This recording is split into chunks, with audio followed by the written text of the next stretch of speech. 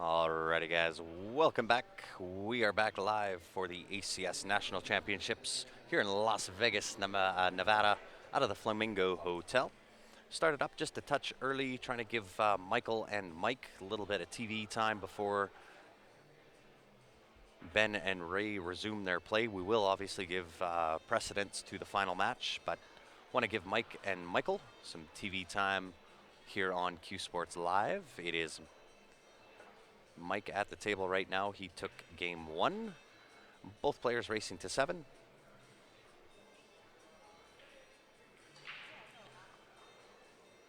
And with that miss, that will bring Michael to the table. So as soon as Ben and Ray get set up and ready to go, I'll flip over to their table. In the meantime and in between time, we will give Michael and Michael some time on the live stream.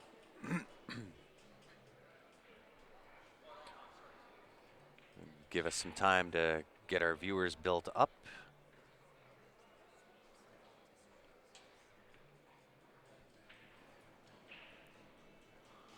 And if you are just tuning in, guys, help me out. Smash that share button. Let's get it rocking.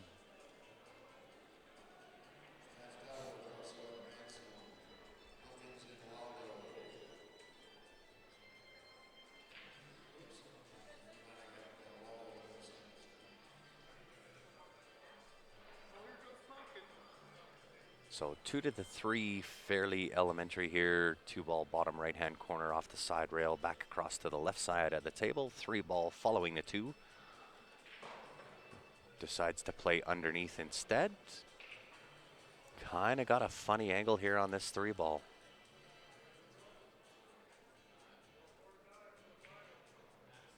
Try and feather this in. Hey, thanks, Rob. Much appreciated. Very nice. 3 rails underneath for the 4 ball. Looking at now shaving off the 4 into the 7-5 combination.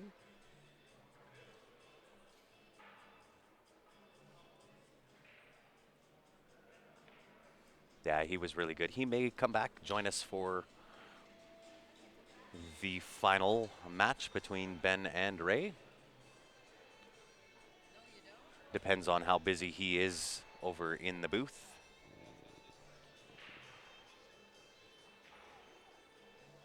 May elect to just play a straight safety here.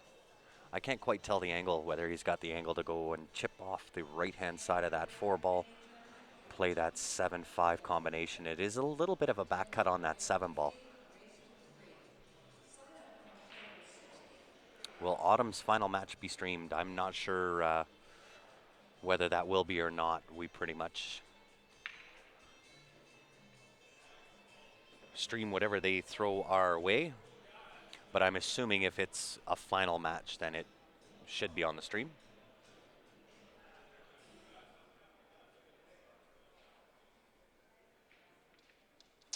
First set was Hill.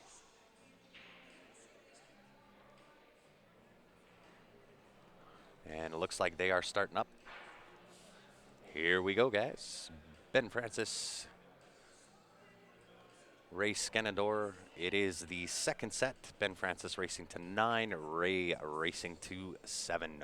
We are underway. And I'm sorry for the Mike and Mike fans. We'll try to get them back onto the stream at some point. Obviously, I have to give priority to the finals matches.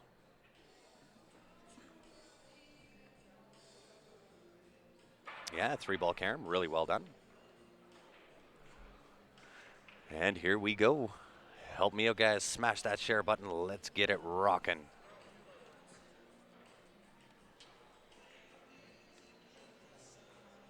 Nice cue ball control. Might have got a little bit straight on this 2 ball.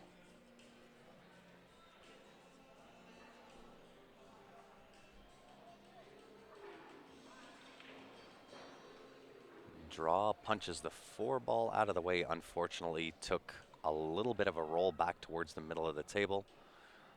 Leaves himself hooked on this 3 ball. Might get the outside edge of that 3. Absolutely, Kevin. This is the second set of the finals. Once again, guys, we are live ACS National Championships here in Las Vegas, Nevada. We're broadcasting out of the Tropicana Hotel.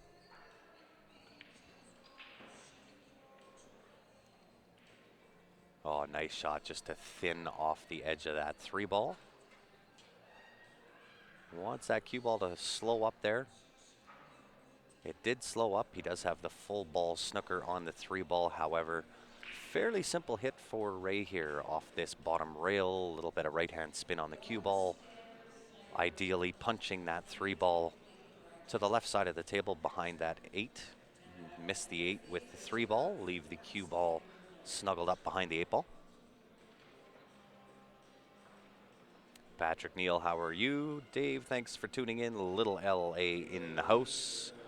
To be nosy, what's the payouts? Not being nosy at all. Payouts are $1,000 to the first place finisher, $600 to second place. Ray indeed won the first set. Smashed the button, broke my screen. I appreciate the effort, Henry. Love it. So you can see him loading up on the right-hand side of that cue ball. Off the rail, punches it.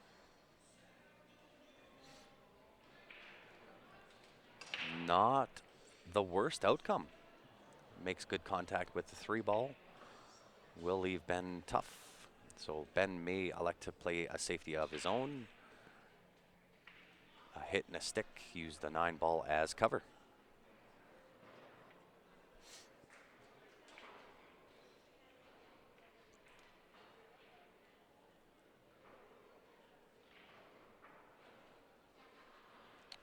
Absolutely, Charles. Much appreciated. Looks like Ben had all of that 3 ball.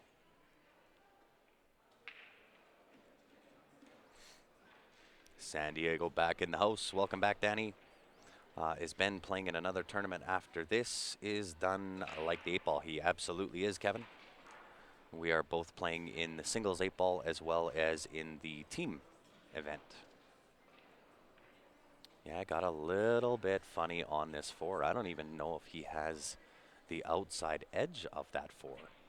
Looking at the kick shot into the 9 ball with the hit and hope, maybe a free swing at the 9 ball. Either the cue ball thinning the 4 for the 9 to the side or the back cut 9 combination.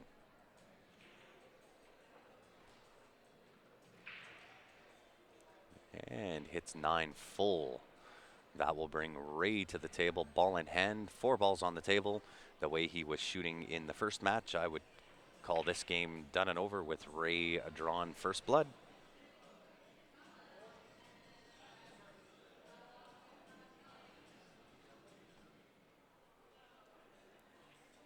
Hey, thanks, Kevin. We appreciate it. We'll certainly give it our best effort on the table, same as behind the mic.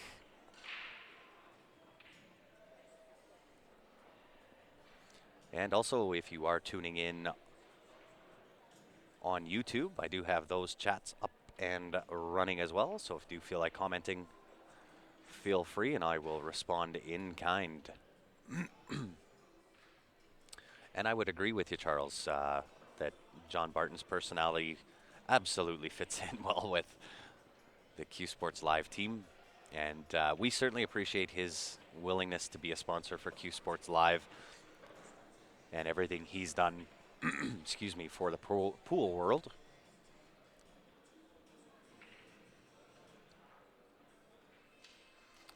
Yeah, left himself a little bit funny on this 8 ball, but as I mentioned, he played really well first set, so I suspect this 8 ball going in without any issues. Wow. Okay, I knew I had a strong commentator's curse, but come on.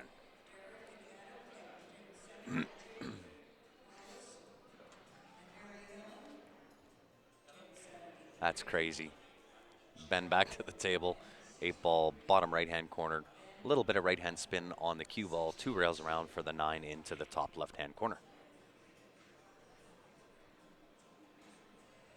Oh, just played it straight up.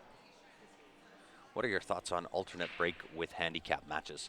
To be honest, I'm really okay with the alternate break. I don't. I'm not really a fan of handicap.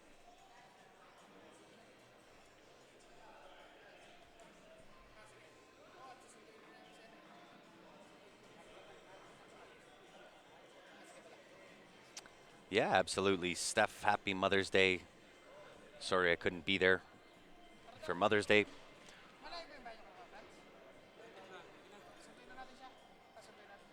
You certainly did call it, Kevin.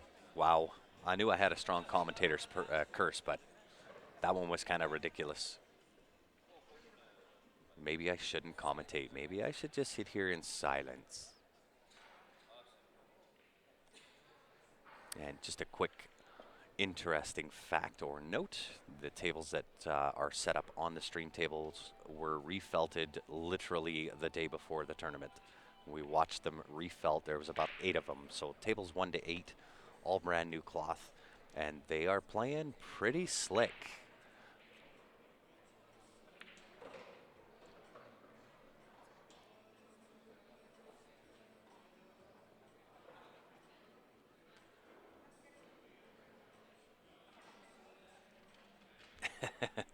I took care of Steph before I left down to Vegas. So,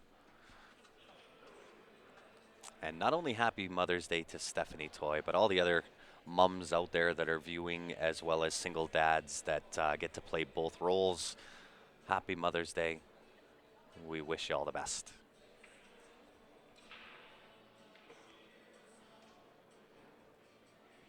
Yeah, it makes it a little bit tougher alternate break with a handicap, but that's the way they chose to run the event. So we will oblige and play in kind. Great break. Got a little bit funny on this one ball, however. Can probably back cut this one into that right side pocket without really too many issues. He'll probably draw this cue ball with some left-hand spin off that left side rail, be able to retain shape for the 3 ball into that top left-hand corner.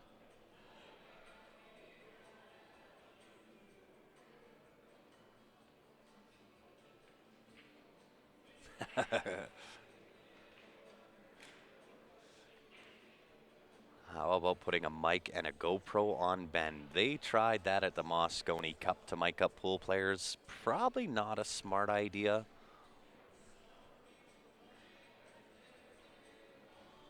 Will we be streaming any more of the ladies' matches? I certainly hope so, Kelly.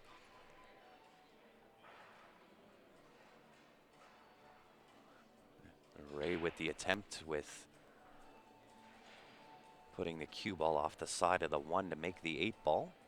Unfortunately, did not execute that shot. And that will leave Ben the 1 ball top right with almost an automatic combo into the 9 ball. So I think you're going to see Ben more concentrate on making this 1 ball with the bonus and the hope of making the 9 ball at the same time. We are willing to stream ladies matches, any matches that they put across our way. We're more than happy to give TV time to anybody. Obviously, priority is going to be given to the finals matches. Doesn't matter whether it is Ben Francis or who it is in that final. The final matches will always take precedent on the stream. And you're more than welcome, Patrick, for yourself and any of the other single dads that are out there raising kids on your own, man. That is a tough role to play both mom and dad, and I applaud your efforts.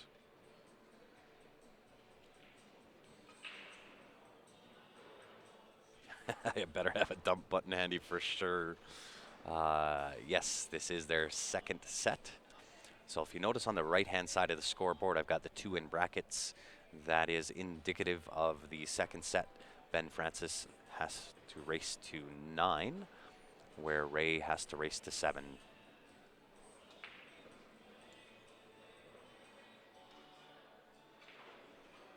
When is the VNEA tournament? I know 2 teams going to Vegas for it. This one is over Saturday. And it'll be a week from Saturday is when we will start the coverage for the WVNEA. Sorry, not WVNEA, for just the VNEA World Championships in Vegas.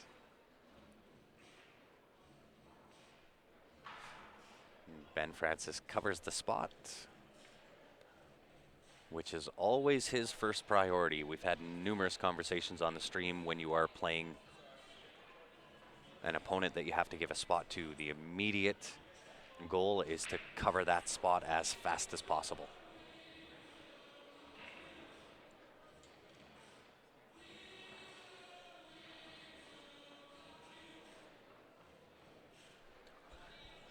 And once again, guys, I'll throw up our CSL viewer advantage. It is the winner's choice number 4. $20 to get in it to win it. It is your choice. Jacoby Black, the T3 jump break Q, or $620 cash. If you're in Canada and you want in it to win it, qsportslive@gmail.com is the way to do it. For our USA viewers, if you want in on that, send a message to the Q Sports Live page. I will respond and let you know how you can get in to win.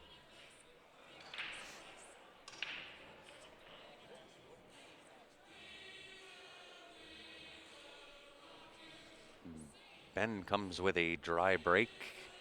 Oh no, he made one ball. Unfortunately, gets a little bit hampered by the 2-ball. That 2-ball's acting like a virtual beach ball in front of that 1 ball. He might have that outside edge where he can thin off. I doubt it, but he might have it. Other option, of course, is to push. If I was a betting man, looking at where Ben is pointing his finger, he is going to push into a jump shot here.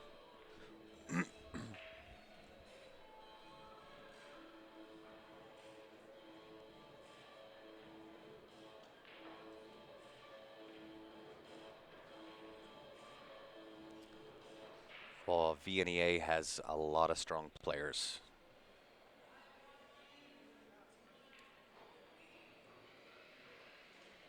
Yeah, Stephen, with the tables being reclothed literally a day and a half ago, makes it for really, really tough rack. Would Ben enter a tournament that banned hats? I'm sure he would.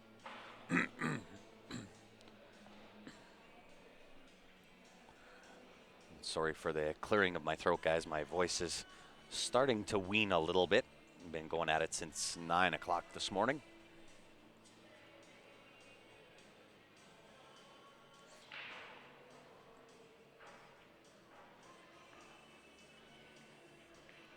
So Ben, looking at all of the options, elects to let Ray see just the outside edge of that 1 ball. Yeah, the big sticker is also one of those things that can interfere with a good solid rack.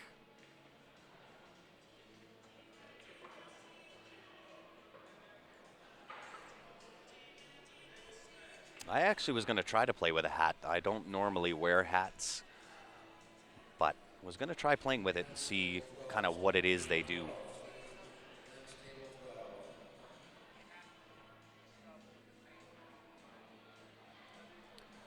Well, good evening to you as well, Mr. Cahan.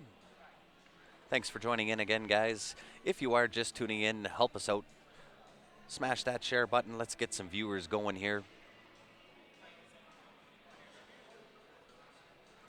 This will be some really, really good pool. A little bit of a safety battle, I think, is going to be the result of this break. However, some really, really good pool as we saw in set number 1. Ray showing a lot of heart in that set. Ben got off to a really good start, had him in a little bit of the hurt locker, and he showed a lot of heart, came back to win set number 1.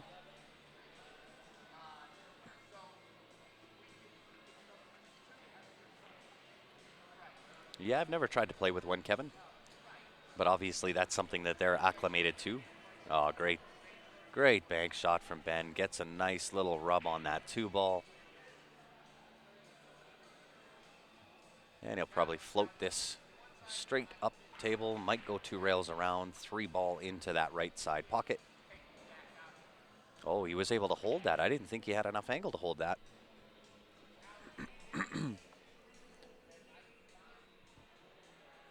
We have our special guest commentator joining back in on the microphone. Hi, Grant. Mr. Barton, welcome back to it. Set number 2. All right. We'll do some commentating on pool. So I guess Ben jumped out to an early lead. He did, covered the spot right away, and looking good to finish this rack out. Can these folks hear us? Not really. Okay.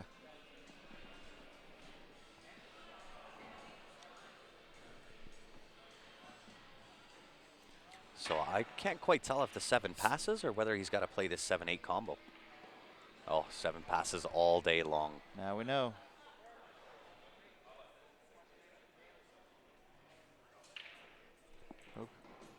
Oh, you know it. Mr. Barton bringing over the Coca-Cola. Now I know where to go. And we will have a coffee maker tomorrow, and I'll make sure you're hooked up for VNEA as well. Oh, I love it. I love it. Much appreciated. So there was actually, I can't remember who, somebody gave us a compliment right off the start. I don't know whether it's still here or not. And I can't remember who made the comment. Here we go, Charles. John Barton's personality fits in well with CSL commentary. Learned a few things about him and his product. Thanks for taking the time from your booth. Oh, you're welcome, Charles. Thank you. You know, it's funny because I think that I actually do better when I'm on commentary like this and talking conversationally. Yep. Than when I'm trying to post on the internet or something, because then I tend to write books and walls of text. Yes, of course. Well, and I think Steph Toy made a comment there that I think is really, really fitting, where it lets us as fans of JB cases get to know you personally and kind of get that personal connection with you. And that's what I like about it. That's why I like having guest commentators. And I mean, I'm not going to obviously make it exclusive to John Barton. We'll have other guest commentators on. I'm going to try to get. Really? I thought I was going to be the only one. Yeah. Well, I was going to get in the car with you guys and just be on the road. Yeah, absolutely, right? Well, you're part of the CS. I already sold it to my wife. What are we doing here? Yeah, right? But we've had Richard on from the T3 jump break queue. He was on yesterday. I'm going to try to get John Lewis on, who is the man in charge of ACS. Definitely get John on. He's definitely got a lot of experience in his industry. And yeah, absolutely. A wealth of knowledge. Very cool guy. Yeah.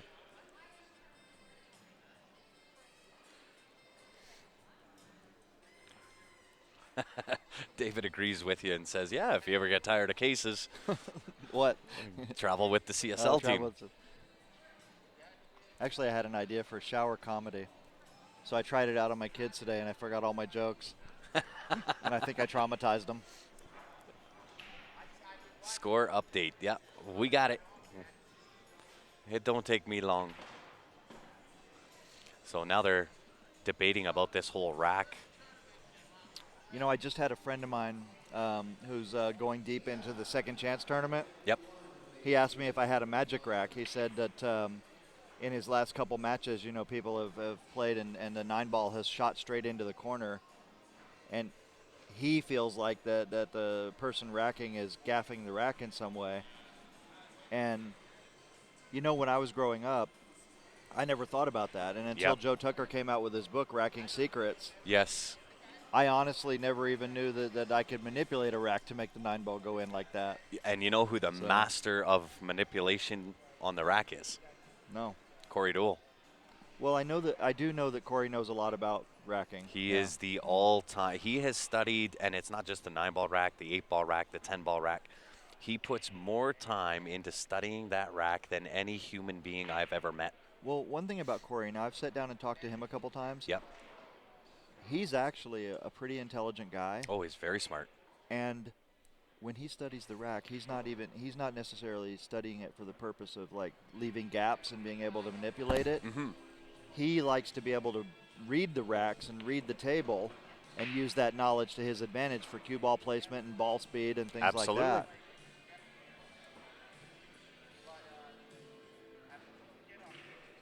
Not yet, Larry. Stay tuned.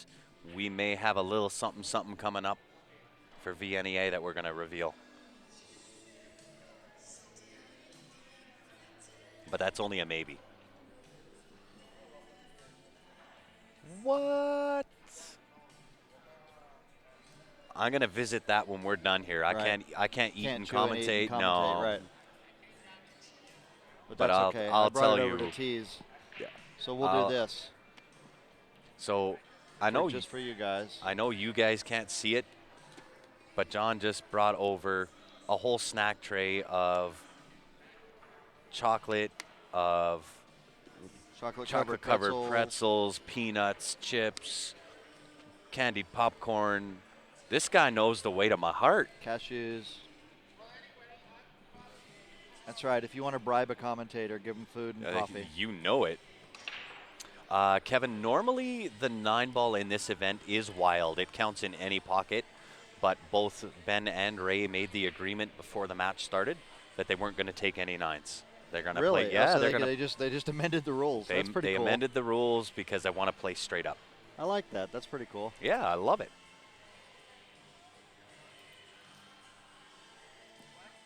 You know, so along with those lines, right? I was in a McDermott Tour tournament. You remember the McDermott Tour a long time ago? Yep. Down in Florida, and it was rack your own. Yep.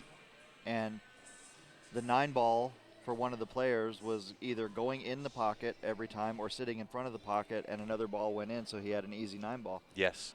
And the opponent complained about it, and they stuck to the rules, and the guy won the set like 9. I believe he won 9-1 or 9-0. Wow. And the only time he didn't win was he broke, and the 9-ball went and set in front of the pocket, but he didn't make another ball, so he left an easy combo one for the opponent. Wow. That was a really nice controlled shot that Ray just played there. Got himself on perfect shape for the 3-ball into this bottom left. Nice little draw shot. Wants to maintain a little bit of angle on this 4 into the right-hand side pocket. Be able to play forward for the 5-ball to the top right. Yeah, he's a little off angle here. A little bit, so yeah. Is he just going to stun it over a little bit? Yeah, I would do a stun draw shot. Just like that. Oh, he had enough room to go back. Okay, yeah. I see. Yeah. Jojo Ben won the hot seat. So the first set is over. Ray was the winner of set number 1. He came around from the B side. Got to give him credit in set number 1. You guys like he showed a lot of heart. Ben came out to a pretty strong start, had him in the hurt locker, and Ray says, "Not so fast, young man. Let me show you what my heart's made of." Came back and won that first set. So we are on set number 2.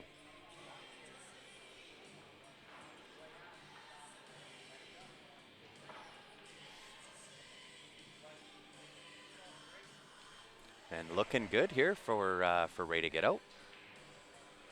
Might have got a little bit straight on this 6-ball, but might be able to force this over to the left side of the table, or if not, nice little touch draw. I think he can go forward. I think he could go forward, yeah. He can just roll forward and come up about the middle of the table right in here, a little above the side pockets, and be good. Yeah. Then he'll just float over. Looks like he's drawing it, though.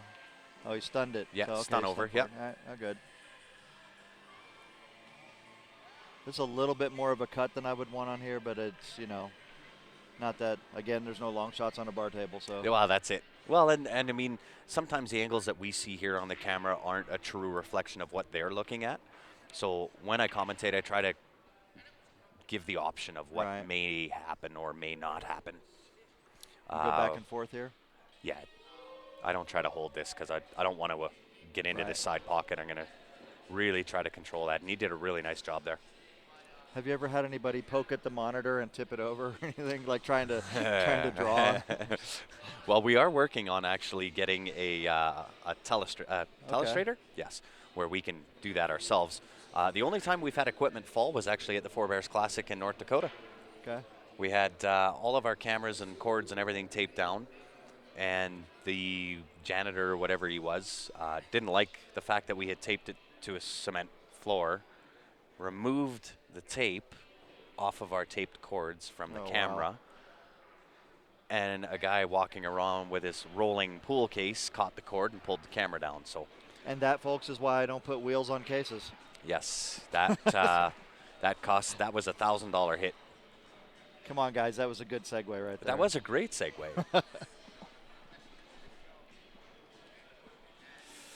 Maybe my curse is too strong, made Ben lose. It very well could be. My commentator's curse is fairly strong. Hey, it's something that players have to, it's another thing that they have to That's fade it. these days. They just makes them stronger, right? Yeah, absolutely. Ray is a local boy here from Nevada. In fact, I do believe Las Vegas, Nevada. Did Ray win that last game? I am not sure, to be honest.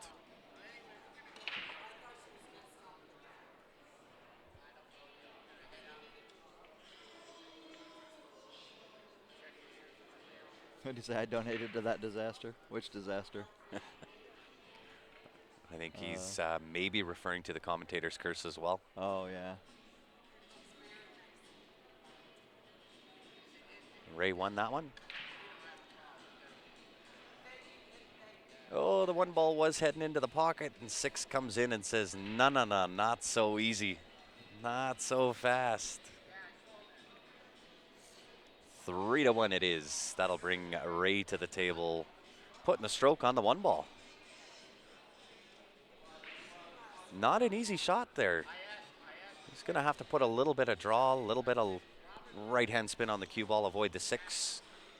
Gets a little flirtatious with that left-hand bottom pocket. Yeah, this is one of those shots that's real tricky to read, you know? Yeah, you got to shoot the gap, 2 rails between that 6-3. I think you want to give a little bit of right-hand spin in there to kind of bring it out. Yeah, absolutely. Behind the 2. Yep. It looks like the only. I'd actually might try to play that. 2 in the side. Yeah, or play the absolutely. 9. No, I'd play exactly where you said. Okay. Play up to the top, to the right-hand side of the 2, and the 2 into that left side pocket. Yeah. You just want to make absolutely sure that you do not clip this 6 ball right there, you know. That's the dangerous part, because then unpredictable things happen, and if you clip it just a hair full, then you're right in the corner. Absolutely. Yeah, a very, very tricky shot here. Jerry says our next draw should be for an amazing JB case. I do believe John Barton and I have talked about that already, and we will accommodate that at some point, maybe a couple of times throughout this event. He missed the ball. He did. Wow, and we can't see the angle here, but this looks like it might. I think you play the cue ball off the top side of the one ball. Dude, I'm looking at the table, and it looks good from here. Absolutely. Cue ball off the top of the 1. Absolutely. Into that 9 ball. Yeah. Now, I figured out a way for me to measure these tangent lines so I know exactly where to hit on the 1. Yep. And I always had a lot of trouble with this, but I know a way now that really upped my percentages. Are you going for the run out instead? Interesting choice. And got funny on the 2 ball. Jerry's asking, how much is it to have your name put on one of your cases? Oh, hey, Jerry. It's $3 a letter with a $15 minimum. And you can design it online, and it'll show you exactly what the cost is for your name.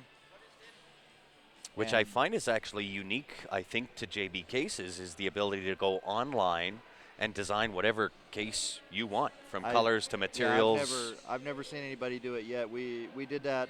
We created that site about 4 years ago. Yep. And it's a continual work in progress, so I'm not going to pretend like it's super, super easy. Yeah. But it is unique, and there's almost unlimited combinations that people can do. So yeah. You can design your case, you can duplicate it, and then keep going with different colors, different placements. There's no limit to how many designs you can make. That's crazy. So Jerry, Scott says, tell us what you do now to make it easy. That question on your tangent, yes. Oh. So when Ben was gonna, what we thought he was gonna do was the 1-off into the 9 ball.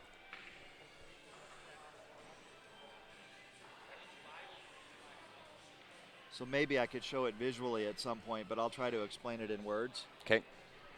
So basically, when I line up the carom like that, so that in that shot, the cue ball would have caromed off the top side of the 1 into the 9. Yep. So you find that line where it's going into approximately where the ghost ball is, Right. and you fixate on that point that you have to hit on the first object ball. Right. Then you go back to your cue ball and you line up the edge of your cue ball to that point. Then you simply parallel shift to the center of the cue ball, and your cue will strike at that exact point. Really? Yeah, it's crazy. Okay, you're gonna have to show me that. Yeah. So And then if I can learn that from John, here's what we'll do to kind of give everybody a fair shake at this. We do Q&A sessions. So when we're not live doing a tournament, we'll go back to Calgary, go to one of our local pool halls, bring up the stream, and we'll do a Q&A. And this will be one of the things that I show or demonstrate is the John Barton way of the Carom. Yeah, it really works. It's I mean, for me personally, it has increased my consistency on caroms and combinations tremendously. I like it. You'll have to show me that, and then I'll see if I can I'll be happy duplicate to. that on one of the And Q&As. you know, the thing about that is that whenever I show people, I also tell them, I say, maybe you'll figure out a better way based on that, you know? Yeah, and of course. And then if you do, come back to me, and then that way we all, in the old days, you used to see players, good players, would stand around and they would trade shots. Yes. And I don't see that very often anymore. You know, maybe you do, but no. But when you get a chance to see a group of really good players kind of hanging out with each other and just talking about shots that have come up in games and ways they played it and things like that, it's really, really a fantastic experience. It absolutely is. In fact, when we were in, I think it was the Forebears in North Dakota, Stephen Halem was there, and he was talking with Corey Duell about kind of the secrets of some of the shots. And I was lucky enough to be standing around, soaking it all in. You're Give me that sponge. Right yeah, there, of course. That's amazing. I mean, I was fortunate enough at one show to see Mike Massey and what was that guy's name? Anyway, it was several top players. Willie, somebody who did a video on One Pocket, he was there, and then there was another really good One Pocket player from Chicago. And they were just sitting around trading shots, and Mike was just showing them One Pocket shots that he had come up with, and it was great. Absolutely. I wish we'd have had a video camera on that. Yeah. Did JB just revolutionize the art of the carom? Absolutely. Listen, you know what?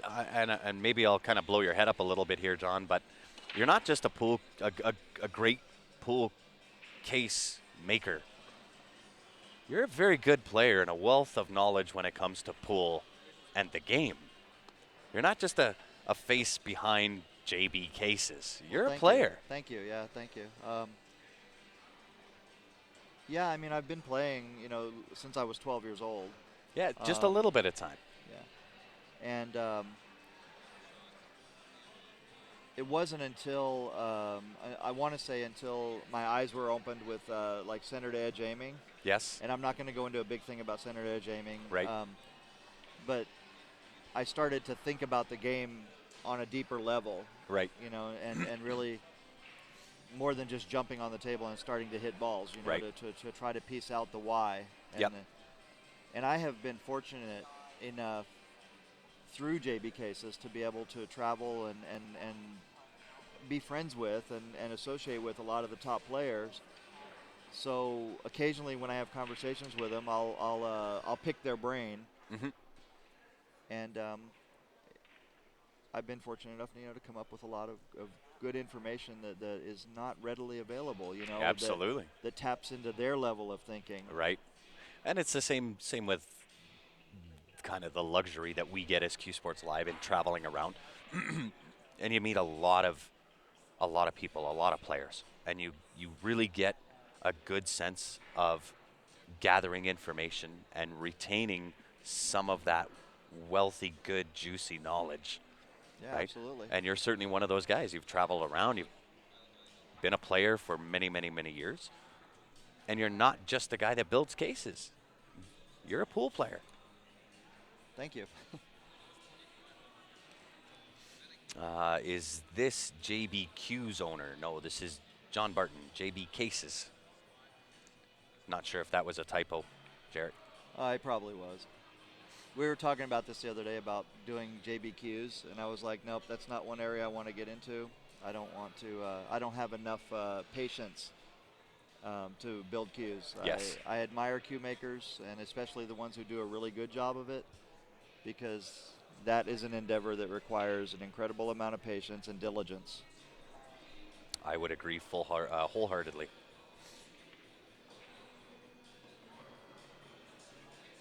Mr. Pittman, how are you? So hopefully I did adjust John's volume on the headset, so hopefully that's I might a not little have had bit it. better. I might not have had the microphone in the right position. Oh, that's all right. Let us know how both of our volumes in. How's that? So look at what Ray's looking at here. He's got a little. See, here's one that, like this shot right here, I would have trouble with this just if I was lining it up the way I used to. Right. Which is basically just estimating it by eye. Now I know people will say, well, that itself wasn't that difficult of a shot, and that's true because the balls were closer together. Right. But me personally, I would even miss that shot a lot, as advanced of a player as I am, because I don't know why. I just couldn't read it right. Right. So that's when I went to the more, what I call, for me, consistent way of measuring it objectively. Well, I got to be honest, I'm kind of excited to learn what that is. And once we have the ability to kind of get back home and do a Q&A, I'm more than happy to share the knowledge. Yeah, absolutely. I've also, figured out a way to use the double the distance kicking method. Yes. For safes and positioning of the cue ball. So I don't know. I always tell people if anything that I figured out is helpful, great, take it, and if it's not, then leave it. That's it. Free advice. You are more than welcome to do whatever you want with it. Correct.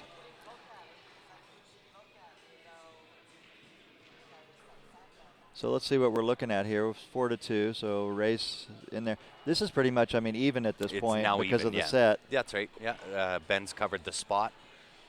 Now this shot here is a little tricky. This is tough. You can send this around 3 rails, but the 7-9, you got to be able to shoot that gap. Oh, he's shooting the 1 right now. Okay, yeah, I thought he was looking at the 2. Yeah, I think you just you put the cue ball pretty much right back where it is. I wouldn't even gone that hard. No chance. So he does get there. He got lucky that he kicked that out and came out. Now he can spin this ball in. But look at this. This is something I learned from Bustamante. If he would have just come around soft and put the cue ball right about back where he started, right, then he could have cut that in and come past the 9 and come middle of the table and still been in control. And that's something, for example, that I didn't learn by watching Bustamante. I learned it by playing him in a couple tournaments, and it's more visceral. It's a lot more immediate when he's doing it to you. Right. And intentional. Interesting. And you see right there, because Ben was trying to force the ball through all that traffic, bad things can happen. And even though he got a shot, yeah, he got lucky. Even though he got a shot, it made it just tough enough, where something like this could happen, where he just barely clipped it. Yeah. And you can see the cue ball had to travel a lot too. Absolutely. So one thing you learn from these players is simplicity. Well, not necessarily. Simplicity, yes, but a willingness to take what seems like a harder shot for the sake of staying in control. Which, when you kind of say it like that, is like, yeah, makes perfect sense. Yeah, it's a little bit different way of playing the pattern. But once you see it and you start looking at it, especially when you go back to like what Shane said, there's no long shot on a bar table. Yeah. Then it starts to click. At least it did for me. Yeah, and you know what? Dr. Q, Tom Rossman, kind of did the same thing, and he says, for kind of your beginner players that are thinking that, the one close to the bottom rail and your object ball farther up table, if you think that's a long shot, you can kind of trick yourself. And what you do is you stand back from, your shot, and whether you go back 2 or 3 table lengths, and then you look at your object ball, that's a far shot. Now by the time you get back up to That's right. your Matter of rail, perspective. that's right. Now it's not quite as bad. That's right. You can trick yourself into it. And a lot of people don't realize that they can walk back farther away from the table. And as they walk towards it, they're getting a really good perspective on the lines. Yes. And they also gain confidence. Like you said, it's a psychological trick. Yep. We should do a fundamentals session for our channel. Absolutely. Yeah. We tend to do a lot of different things with Q Sports Live. We're not just about doing pro tournaments and pro streams and so on and so forth. We're a fan of the game. Whether that's a pro tournament that we happen to be doing, like at Four Bears, these type of tournaments where it's pretty much all amateur play, or even into the juniors. We may be going live here for the VNEA World Junior Tournament. I believe that's in June in Nebraska. That would be cool. Yeah, Nice. so I mean, we're here for the game. It's not necessarily about the pro events, and I mean, certainly if we concentrated just on pro events, we're not live as much. It'd be a lot of fun. You get to travel around, meet with pro players, but we're here for the game. I love this game. I'm not Shane Van Boning. I'm not even Ben Francis. I can't do what they do on a table, but my passion for this game will rival anybody in this game. Listen, as far as I'm concerned, it's you guys, that are keeping people interested. You're the ones that are there for the super fans. You bet. And also, you are helping people get better. Even if you don't do anything Q&As or fundamentals or any kind of thing like that, just being here and letting people see pool at this level and at every other level. Yep. Showing matches of 500 speed players, for example, showing matches of 600, 700. It allows people to see the differences. Well, and there's always going to be things to learn. And when you look at one of the greatest of all times, Efren Reyes was infamous for entering a tournament, and during his breaks in the tournament, he would leave the tournament room and go to a different pool hall just to watch amateurs play. And it's the amateur play is where he got his creativity from. Because when you watch pros play, it's very robotic. It's very systematic. There's not a lot of creativity there, right? It's one shot leads to the next, where when you watch an amateur play, they're going to take risks or shots that a pro player just isn't going to take. I would slightly disagree. I'd say there's a lot of creativity when the pros play, but they execute it so well that it looks almost expected. Right. Yeah. But yes, I fully understand. That I did a case for Efren. He came to our shop. I had booked him to come to our shop because he was on a farewell tour. And one of the things we did when he came there is we made him a case. And I had invited about 10 of my friends to come and hang out. You're right. And we did the case I made for him. We signed it for him because I told him, I said, normally everybody asks you to sign their case. We're going to sign your case as your fans. But on that case, I had a Filipino friend do the artwork for it, and in Tagalog, it says, "I learned all my magical shots from watching amateurs," and it's an exact quote from an interview that he gave in the Philippines in Tagalog. Very, very cool. Those are the little types of stories I love to hear, right? And it's little nuggets of getting into the mind of an Efren Reyes, or all those little truth nuggets about people, even yourself, right? I mean, you've done really, really well with JB Cases. You're kind of the top dog out there when it comes to cases, at least in my mind. And it's those little tidbits of information that you get to learn about people that I think is absolute gold. You can't get better than that. I can watch guys run racks all day long, and it's not near as interesting to me as learning about something like that. I will be honest with you, that's one reason I do love pool, that I continue to love pool, even if I don't play it as much as I used to. Yeah. Is I do like the stories. I like it when people tell their stories, because it's like, in a way, it's kind of like we're the last gunslingers, in exactly. a way, and there's that romanticism of doing battle on the table. Yep. Holding your nerves together and all that, and everybody's got some good stories, Yep. that the stuff they went through. And I always say about pool, this is the high you can't buy because That's you right. have to earn it. That's it. You know. Yeah, I wholeheartedly agree. Is any country allowed to play in the VNEA in Vegas? That is absolutely true. It is a worldwide event. You get them from all over the planet coming to play down in the VNEA. Yeah, as a matter of fact, my first experience with the VNEA was in Germany, where there was a company over there that was a Valley distributor, and they were the main people in Germany who were putting on the tournaments to send people to the VNEA Oh, Nationals. wow. Yeah. See, now I'm well traveled throughout Canada and the United States. Been a couple of times, like to Hawaii and Dominican Republic and that type of thing, but never across to somewhere like Germany or Ireland or China or any of those type. I'd love to do it. Love to do it. Yeah, if you get a chance, go. It's really nice. Well, we've had a few inquiries of people asking if we would travel abroad to potentially do some live streaming, and by all means, we we would love it.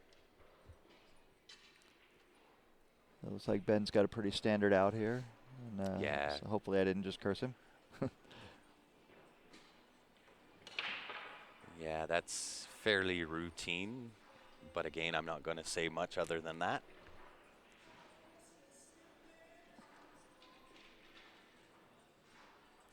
James says, not me. I like to know what's in my food. Yeah, very true.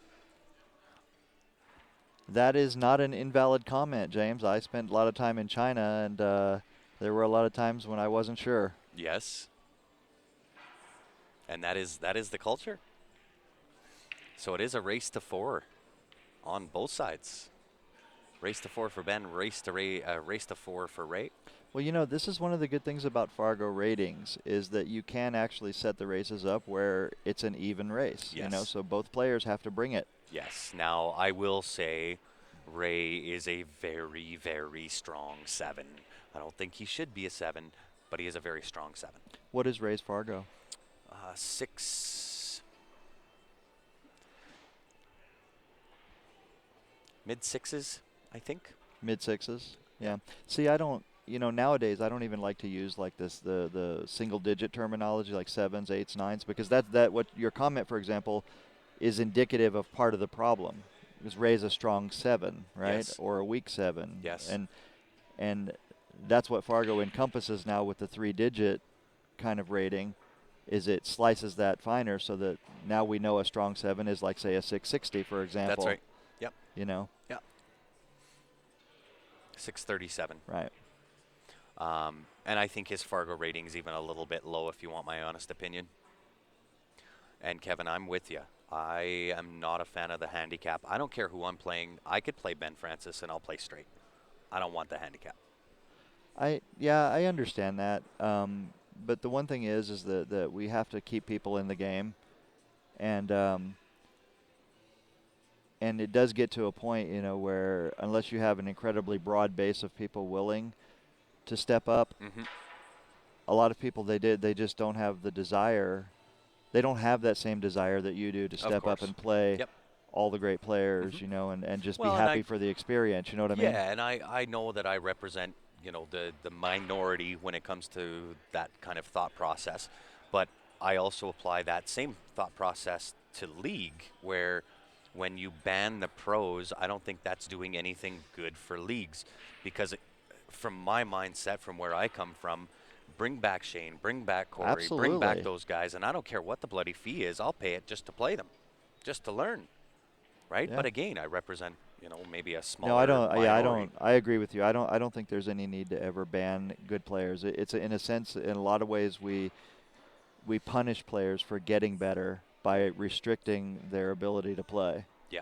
And that's a situation that we need to find a way to correct. Absolutely. Yeah. I was asked a question. How do You you were. avoid companies in China producing cheaper versions of your cases? Gord, that's kind of a loaded question. I'm not sure exactly how are you asking me how you avoid it? Like how you would avoid companies, or how do I stop companies from producing cheaper versions of my cases? I'm not sure which way the question's going there. I think the second. The second one? Yeah. The short answer is you can't. Yeah. Especially in China. Right. well, Well, anywhere in really. parts But I of mean, China. the problem there is that copying is a natural thing. We're all taught to copy as we grow up. Thank you. Um, you know, we say things to each other like "fake it until you make it," and find somebody who does whatever it is you want to do and does it well and copy them. 100%. So I'm not necessarily against copying. I'm just against people not being truthful about their product. So as long as people are truthful, go ahead and copy me. Because I'm still moving. That's it. Yesterday I picked up another copy of our case, and it is very close to what we were doing 5 years ago. Yeah. And 5 years ago was a decent case, but I made a lot of mistakes, that we've since corrected as we go, and that's what the lifetime warranty encompasses. As we learn about mistakes, we correct them. That's right. And the cases get better and better, and then I see less and less of those things coming back. Meanwhile, the companies that are copying us are whatever, they were given a case at some point, so that represents a point in time, and that's all they have to go on. That's right. So well, and I've said it on even with what we do as Q Sports Live, that we're often imitated, but we are never duplicated. Correct. Right, and I think the same could be applied to JB cases. They are very often imitated, but very seldom are you going to get an exact duplicate of what you get when you buy a JB case. And, the big deal for me, as we talked about earlier, the interior is the case. The exterior is all decoration. That's right. And that's the only thing that really bothers me about copies is if they take shortcuts on the protection and people believe that they're getting the same protection and they're not, then they're going to pay more down the road when their queue gets broken. 100% agree. And it's kind of the way I kind of base my buying decisions is I want to buy quality. I don't want to buy cheap. Right? I wanted a good price on quality, and I don't mind paying whatever that good price is. I think all of us have gone through phases where we try to find that balance between quality and price, and we compromise. And eventually a lot of us just learn, it's just the best investment is to buy quality from the get-go. Agreed. And then you have a good product you can depend on, and it might cost you a little bit more up front, but your day-to-day costs are way less. Yes. Well, and you're going to get what you pay for one way or the other. Yeah. I've often said that about my own buying decisions. Like if I try to go buy a copy of a tool or something like that I think to myself, you know what, it'll be okay if I spend $10 instead of $50, then it'll be great. And then you kick yourself later. And then I kick myself because the tool, maybe it doesn't even last for one job. Yes. And then I got to go back to the store, and then I got to do it again, and just that aggravation alone is just not worth the time. It's, Another question. What makes your cases better than Acme or some of the other companies selling look-alike? I think you answered that already. Yeah, I'm not going to get into that on the stream here.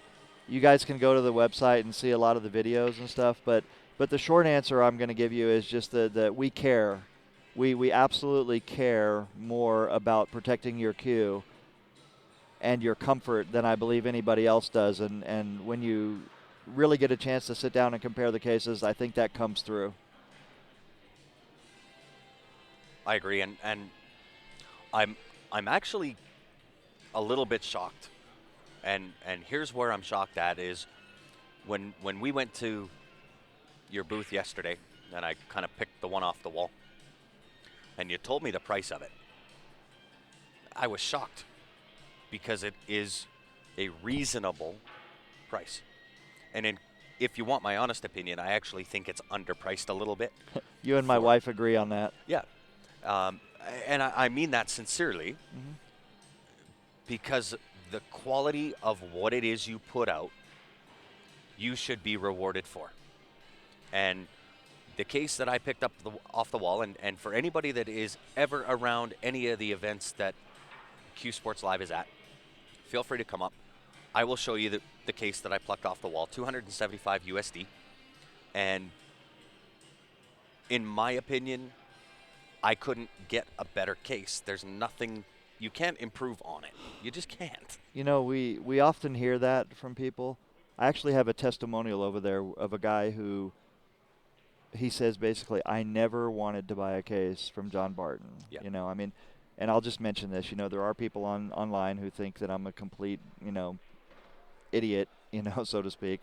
And they don't want to buy cases from us because of the way I go about my business, the way I deal with things. Right. But this gentleman was in that camp. And then he picked up a case, and he wrote a very long and detailed testimonial about it, going into depth about why he never wanted to buy a case. And then the second half of it was going into depth about how good the quality was and how it was way more than he ever expected. And the gist of it was John Barton was right about the things he said about his cases. Yes. So that was a good validation. But more importantly,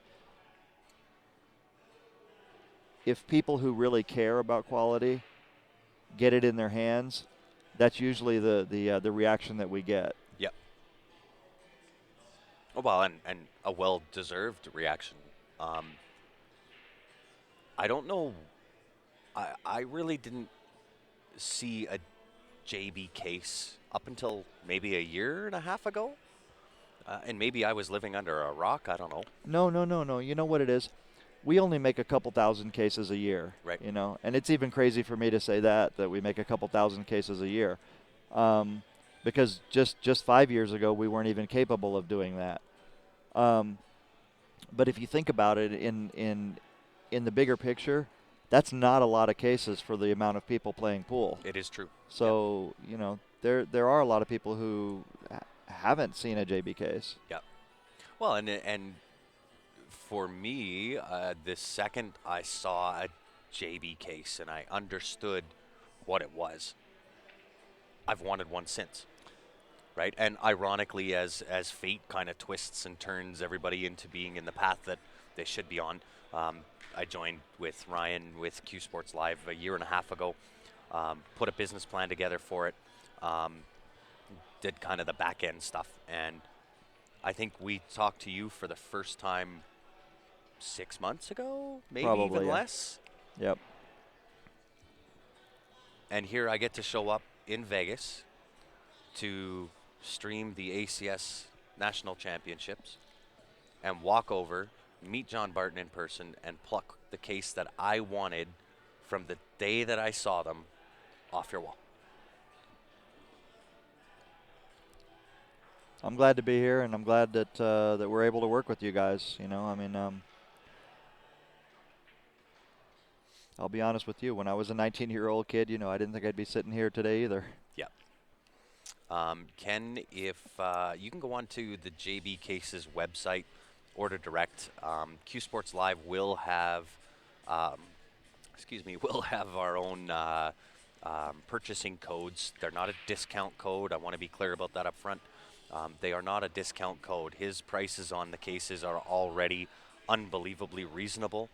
But what it is essentially letting John Barton know that by sponsoring Q Sports Live and having us announce the partnership between us and the quality and so on and so forth about his cases, it lets him know that, look, it is working. And that's what the referral code is for. However, the other code that we are getting from John will be a code where when you're designing your own case, if you put on this code, it will allow you to get the Q Sports Live logo on your case for no cost. Correct. And also, if people on our website, you can go find a case that's already been made, something we've already done, and there's a button on there for customize. So if you hit that button, it'll take you straight to it'll fill in everything basically for the custom part of it. Right. And you can start from there, and you can add the Q Sports Live logo, or you will also be able to just straight up order that case and then add the Q Sports Live logo as an add-on, and we'll know to put it on. That's we'll right. have a little drop down and give you some options of where it can go. Yep. So you won't have to go through the whole design process just for that if you don't want to. Absolutely. Well, and I can't stress it enough how important it is that if if somebody that has viewed with Q Sports Live and is going to go buy a JB case, how important those codes really are, especially to us at Q Sports Live, because John's kind of come into Q Sports Live on faith of sponsoring us and putting out his good work into what it is that he's given us with a hope of a return. And we want to make sure that that is as trackable as what we can make it for you, and let you know that, look, it does work. We are here promoting. We are here doing what we said we were going to do, and showing John that, look, it was a fruitful investment. The the old adage in marketing goes, I know that half of my marketing budget is wasted, but I don't know which half. Yes. Can I make a correction real quick here? Kent Fry, Mr. Fry, I just want to make one small correction. JB cases are not made in the USA. They are made in China. I have a workshop there. The workshop is filled with about 18 people that I have trained. Everything about a JB case came from my hands when I lived there. And my wife's mother, my mother-in-law, she runs our shop over there. So it is a family business. And it is not a factory. It is not a sweatshop, nothing like that. So we would be doing the exact same quality if we were able to make them here as we do there or anywhere on earth. So don't worry too much about where it's made in this case, because just made by JB Cases is the stamp of quality. With a lifetime warranty to back up.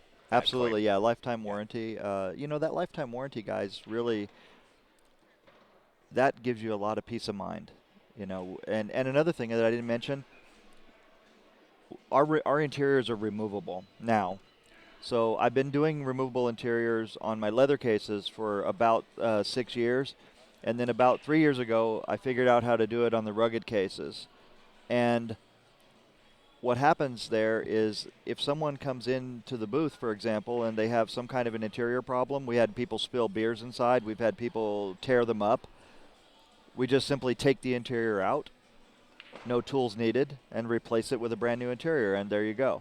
Wow. And that works out, too, for people in the field. Simplifying processes in business is always a very smart idea. Well, absolutely, and that's what we're all about, is what we call continuous improvement. And the one cool thing about that, too, is that if someone needs a custom interior, if they say I don't want a 3x6, I'd like a 3x8, for example, which we've made. Yep. Then I can simply just make them a 3x8 interior and send it to them, and they can put it in. Yes. Awesome. Darcy is a really cool dude. Darcy Moucher. Oh, how do you pronounce his name? Merzerachician. Merzerachician? If I'm right. So Darcy and I traded. He sent me a beautiful cue, and I've been delinquent on his case because I really want to do a good job of it. So it's going to be red and black and have some cool stuff going on. But he's the cue he sent me was just absolutely wonderful, and I need to pull it out and play with it more. But that is a reminder to me. Sorry for the blank table here, guys, as well. I didn't really realize it, but they had taken about a 5-minute break. Okay. But the balls appear to be motionless at this point. They do, but they are both back now. Play will resume here rather quickly. Thank you, Nigel. Actually, the Trump trade war is not a drag for me because at this point there are no tariffs on billiard supplies. So if anyone tells you that their price for a billiard supply is going up because of the tariffs, I would question that. Yes. We've actually seen that out there. We've seen at least one company say something about their prices were going to go up because of the tariffs. And I have to say that may be true if they're importing certain materials or something maybe that are under tariff codes. But for billiard supplies that are already made, as far as I understand it, there's no tariffs placed on those at this moment. Good information to know. Lou, yes, score is correct. 6-3, Ben Francis leading over Ray.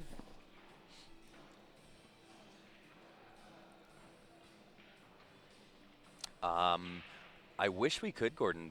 The issue is the table that we're streaming right now is actually 2 tables away from us, and there is a match on the table that is beside You're here all week. this. Just tell them to stay yeah, tuned. stay tuned. We'll find a break somewhere for John to demonstrate that for us. Hello, Coy. Coy's a great player from Texas, by the way, and he's a really nice guy. He's one of those guys that's so good that when I play him and lose, I take him to dinner. Now that's good.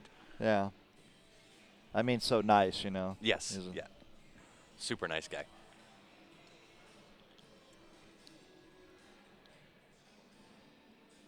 All right, back in action. Ray at the table. Ready to grip it, rip it, and be back underway.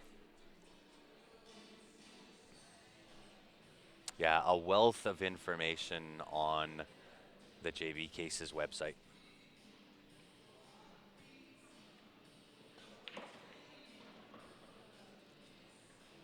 Thank you, Tim. Absolutely. By the way, Tim Kovacs, for those of you who don't know, is a local promoter here in Las Vegas. And he and his wife have just adopted 2 beautiful babies. And I tell you what, this beautiful people. So, Tim, I actually thank you for applaud being that here. Yeah. massively. Way to go, Tim. And if you're a pool promoter, now you know the live stream company to get a hold of to do your events.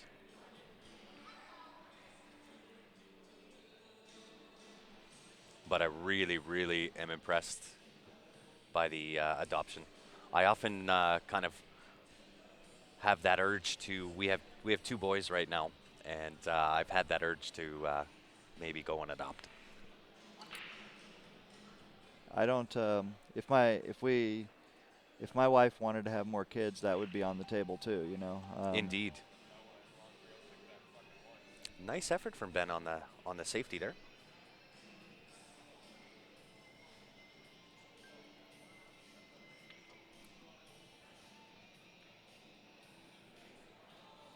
So what are we looking at here? So he's trying to spin up under there. That's a little bit of a tough shot there to do. You have to add more spin than you think, and that's what he kind of let up on the spin. But that's another one where what I was telling you earlier about doing the caroms, how to line up the caroms. Yep. It equally applies to lining up where you want to go for the tangent line for the ball to go. So when you have a tight spot like this on the table with the 3-9 sitting there, yep, you can figure out exactly where you need to go to hit the 1 to skim past that 3. Really? And get up under there. Yeah, it works exactly the same. Okay, well now I'm really interested to learn this little technique. Because I used to do that also all the time. I just, for whatever reason, I can't judge things like that just by feel. And I'm really jealous of people who can.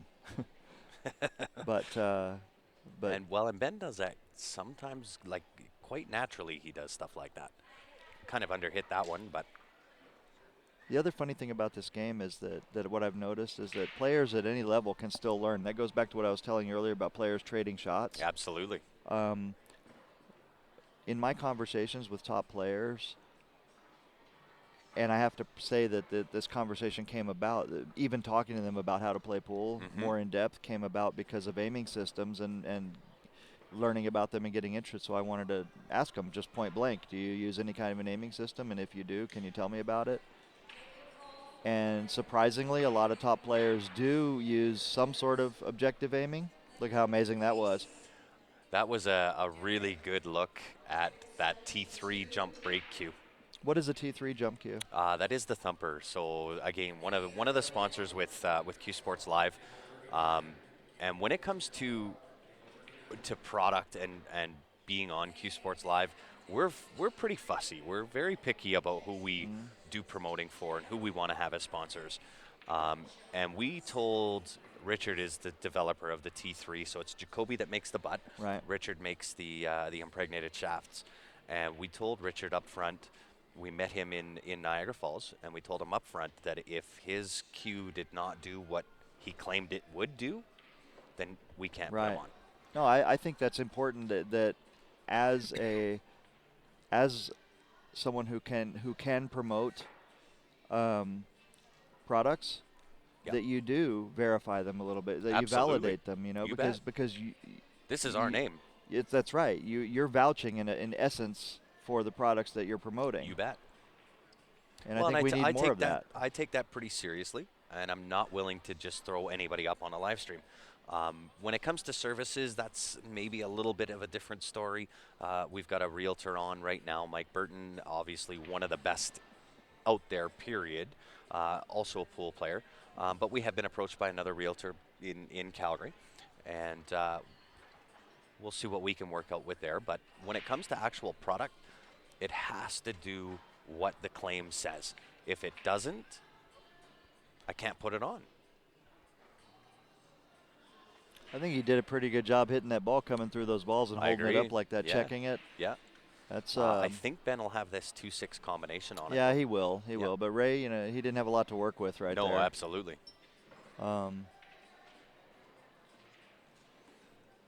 John knows his jumpers bungee still work. Yeah. Well, okay. So, Well, I'll I can talk about that if you want. I've tried the bungee. Obviously, you're experienced with the bungee as well. However, I'll say it this way: out of every jump cue I've tried, which is a lot, I've tried the bungee, the frog, the tadpole. We've tried the Prevail handcrafted. I've tried the IQ out of Greece. I've tried a lot of different jump cues, and for it to be a jump break cue and be as equal on the jump as it is on the break is almost unheard of. Usually, when you get a jump break cue, it'll either break really well. That's and actually true. Yes, and jump half as good, or jump really well and break somewhat okay. That is the ultimate package. It hits like an absolute sledgehammer, and the jump is about as easy as it gets. John's asking what cue Ben plays with. The butt end of his cue is a Dale Perry, and the shaft is the one and only SS 360. Nice. Those are good shafts, by the way. They're great so shafts. I bought one from Bob, and then I won one. Wow, that was a really uncharacteristic mistake. You know something, though? I've think seen it rolled Bustamante out. do that. Yeah. I've seen Shannon Dalton do that. I've seen a lot of top players do it. And you're right. It could have rolled out. It could have been a little skid here and there. Yeah. Sometimes it's just the barest let up on the stroke, and the ball slides a little bit too much. Is a dangerous Right. thing. Yeah, what David was referring to is that back in the late '90s, I brought out a jump cue called the bungee jumper. I remember it. Right. I showed you. I've got the little side sleeve. Oh, yeah, that's right. Yeah, we talked Yeah. about that. That's right. Yeah. And at that time, I had a standing challenge that if anybody would bring up a cue that would work better than a bungee, they could get 500. It wasn't a bet. It was just a standing offer. come and beat me. Yeah. And back then, nobody was able to. Yes. Since then, however, the people have refined jump cues, and they've like you said, the holy grail has been kind of to have a break jump cue that breaks incredibly well and jumps incredibly well. We found it. Yeah, and I'm more than willing to put mine up. We have them here at Q Sports Live. I am willing to let anybody come up. I don't care who it is. Come up and hit with that cue and tell me there's a better one out there. I think that they've done, a lot of people, including the T3, have done a great job nowadays of putting together cues that have the right set of properties, for jumping with control and breaking with control. Yep. And so the amazing thing about that T3, now we just watched Ben take the 3/4 butt off and do that. You can jump full cue, full ball, full table with control. There you go. What more can you ask for right there? I mean, and that's just because somebody has taken the time to look at that area of pool and refine the cue until they've got just the right amount of properties to be able to do that. And that's amazing to me. It opens up so many more shots. Yes. You know, and I know Richard, and he's. I talked to him yesterday at length. I've talked to him several times. Again, this goes back to what you say about having conversations and getting to know people. You bet. And he has that quality mindset. He owns and has owned several companies and has done several. He's an inventor with several patents in other areas. Yes.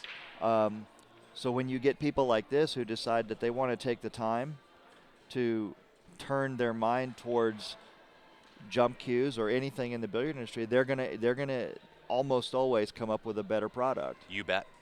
Well, and I don't mind saying I've been around. I started playing pool when I was 18 years old. Unfortunately for me, that was not yesterday. So I've kind of been around. I've used a lot of different product. I've used a lot of different cues, trying to really more or less refine my own game and find what was comfortable for me. And in doing so, I've tried a lot of different things out there.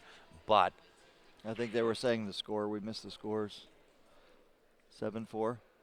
7-4. Sorry, Steph. 6-4. 6-4. Steph said.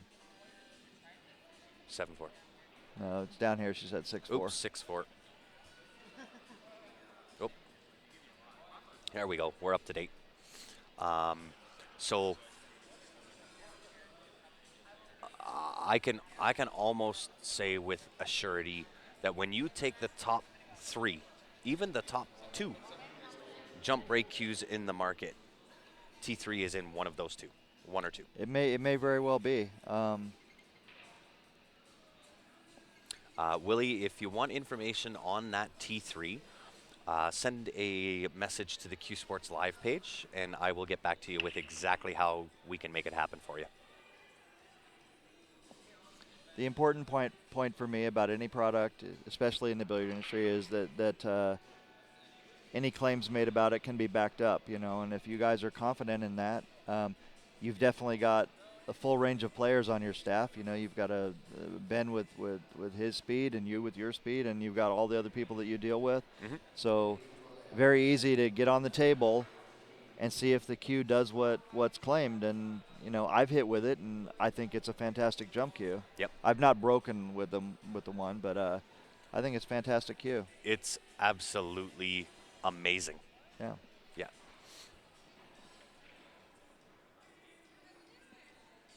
Okay, Ray's kind of jacked up here. So this shot here, look where the 3 is after that. Yeah, he's got to not a bring lot a of shot. reward. He's got to bring the shot here. It's got to come with a high force follow, I think. Yeah, you bet. Wow. Look at that. I think hits it to good. How do you get by that 5 ball? That's what I'm curious about. Never mind the double hit. Physics and how of the he does table, that. man, it's weird. How you does know? he get by that 5 ball to Yeah. put the 1 in there? Every time you think you know how to play pool, something weird happens like that, and it's like, how did that even fit? Yeah. Tim, we're talking about the T3 jump break cue. You know, I never did ask you what your opinion is on the carbon fiber shafts that are out now. Well, as it happens, you know, I was good friends with Alan McCarty, who was one of the people who started Predator, who was part of the beginning of Predator. Mm-hmm. And we had talked about carbon fiber back in like '99.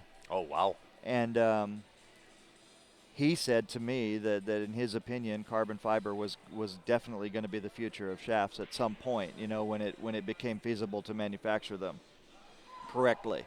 So they had actually experimented with carbon fiber to some small degree, but they never brought it out because they couldn't manufacture it consistently or affordably back then. So my personal experience with the Predator was that it works and it feels closer to a normal shaft. Yep. Then I got to go customs, and that feels really good. And from what I understand, you know, there's a lot of them that play really well. Yeah. However, I want to say something about that, Sure. and I want to be clear.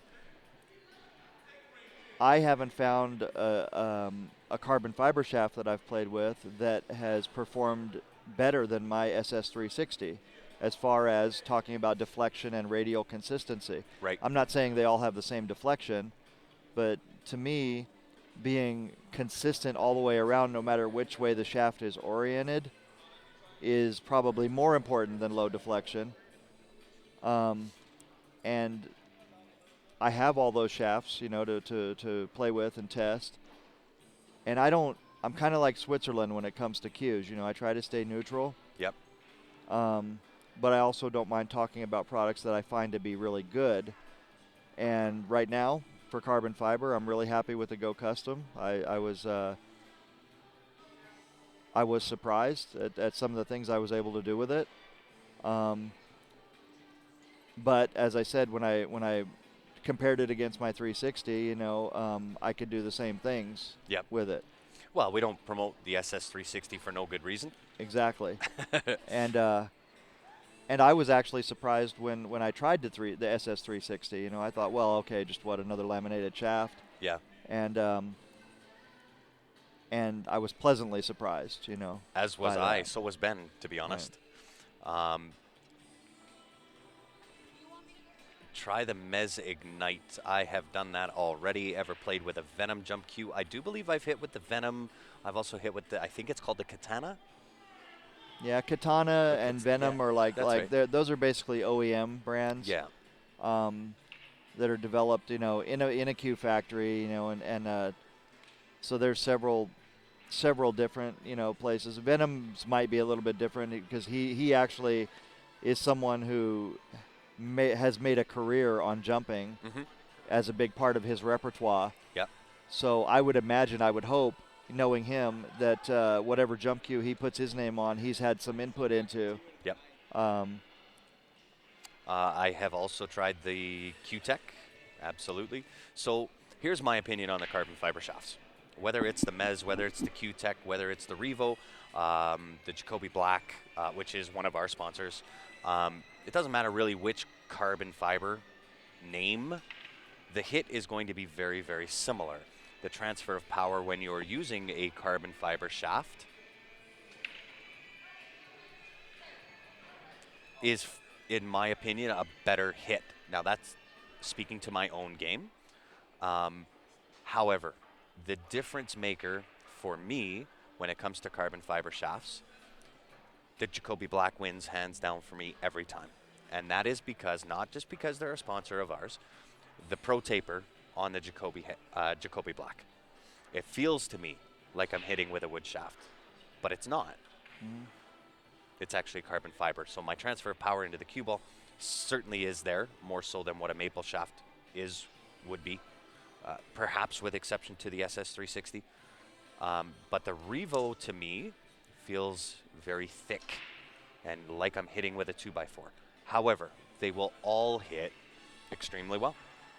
Yeah, that's and that's a pretty good way to say it. I used to trade cues a lot with cue makers to take back to Germany when I had in-stroke. And I had a situation one time where a guy came up and he said, "Do you have any cues that are whippy?" And he meant, like more flexible, kind of like a Mucci. Yes. And at that time, the closest one I had was a Joss with I guess a modified Pro Taper or something. But I gave that to him to try it, and he came back and he goes, "Oh, this is the stiffest hitting cue I ever had." And I said, "Well, I'm sorry, that's the closest one I have to what I think you're describing." Yep. Anyway, he walks away, and he comes back a little later, and he looks through my cues, and he finds one that's a literal tree trunk. I mean, it was so thick, the shaft. Yeah. And he goes, "What about this one?" And I just had a kind of an epiphany at that moment, and I said, "You know what? I'm not going to try to describe to the guy what I think of how the cue might hit." And I told him, I said, "Why don't you take it and you just tell me?" Yeah.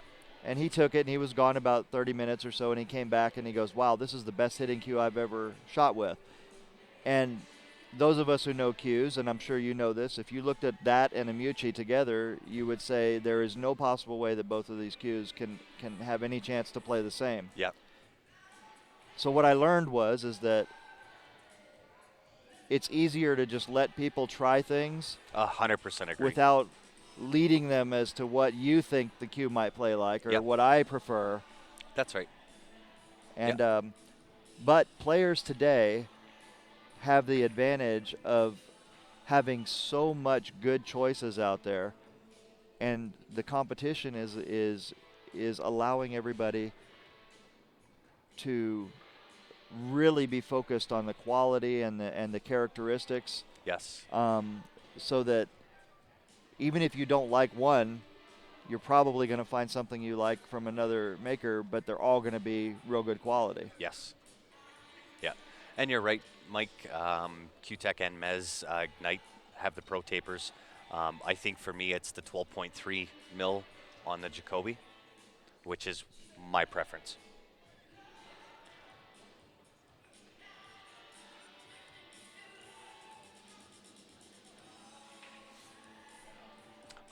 Chip, I actually think there is something like that.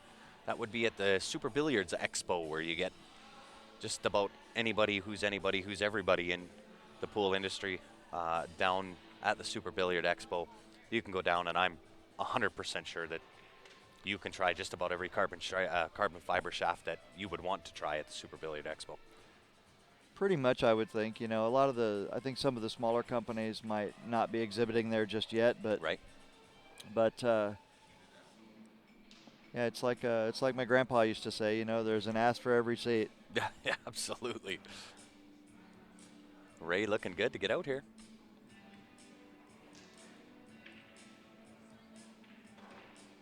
Nice little controlled draw shot. Wow, this is going to put him on the hill, man. Yeah. No, it'll put him close to the hill. So Close to the hill. 7-4, Yeah, 7. So Still it's a a race tight match. to 2, yeah. Yeah, it's a tight match. Very tight match. You got a little bit off angle here, but once again, is he going to try to hold it? Oh, yeah. Nice little soft. Man, I don't know. I hate Soft trying to right hold hand. this shot. I think I'd draw it back to the other rail. Oh, you've had more than you thought. Yeah. You called it right. I Absolutely. did. I thought you didn't know anything Yeah, about 9-ball and patterns. Well, you know, they say there is something about a squirrel and a nut, and even a dead clock is wrong twice a day. I see. Sometimes I get lucky.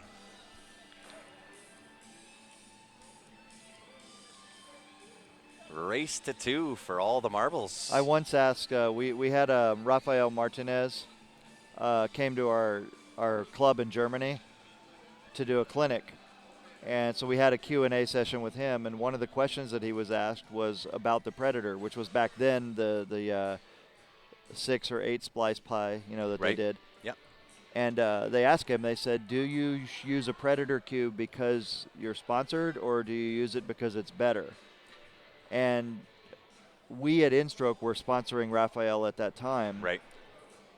So what he said, and I knew that he was not sponsored by Predator. All he got was a shaft from them, or a couple shafts. He didn't get any money, and there wasn't any kind of sponsorship. Yep. But he did get free shafts. So literally, he could play with any shaft he wanted. Yep. And his answer to us was, "The ball goes where I aim it." Yep.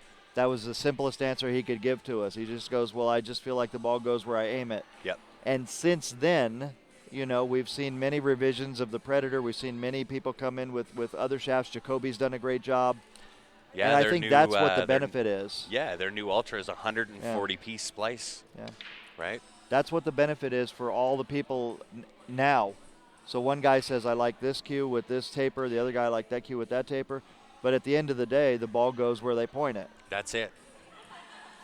And yes, hands. That is Mr. John Barton sitting beside me. And Jake, once we do a shutdown on this particular stream, I won't go back and rehash what it was I just said, but when we shut down this stream, it will forever be in our archives on Facebook. You'll be able to go back and check back in on what you missed out on. That being said, anybody that is new to following, watching, there are over 1,500 different streams that are available on the Q Sports Live Facebook page. They're all free of charge. You can go back, you can watch. There's some amazing pool matches in those streams. Wow, Ben has to be sick. He just tried an incredible cut right there and just barely missed it. And you'll have to go back later and watch it. Yes, absolutely.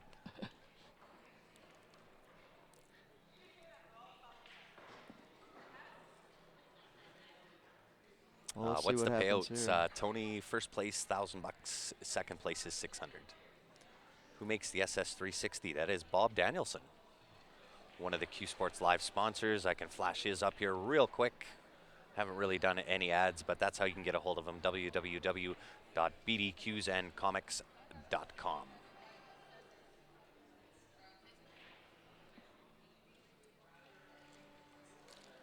Speak It's of a the little devil. bit tricky here. Hey, Robert Bob. says, I like that. me. Yeah, this guy right here.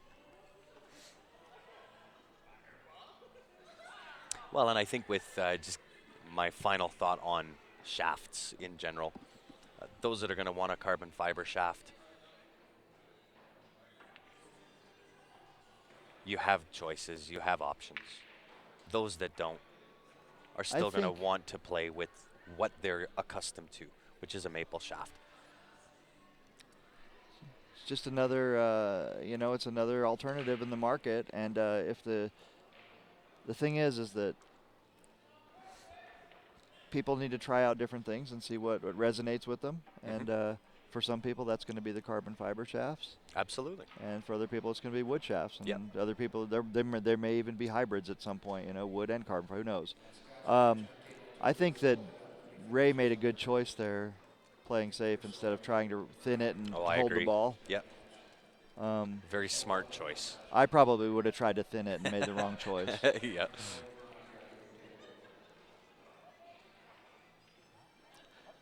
Now, what Ben did there, I don't agree with. He hit the ball pretty hard Yeah. in there. That's a thing you can learn from the Filipinos, is how to kick with control and kick resafe. Yep. And that's something I've been trying to incorporate in my game the last couple of years, and it does pay dividends when you practice it. Yeah. When you do that, a lot of good things can happen when you realize that you can kick with a much higher level of control. Yeah, absolutely. Now Ben, I don't know whether he's getting frustrated or tired, but yeah, he it's been a usually while. does kick pretty But good. But I was he kind of dug down. I think that was frustration. Yeah, Ray's missed a couple of these shots, so he went ahead and took the harder shot here. Well, and I think that shows the maturity or the experience of a player when you're willing to, in certain circumstances, in certain cases, take what the table gives you. Don't try to force. That's where Right. things go wrong.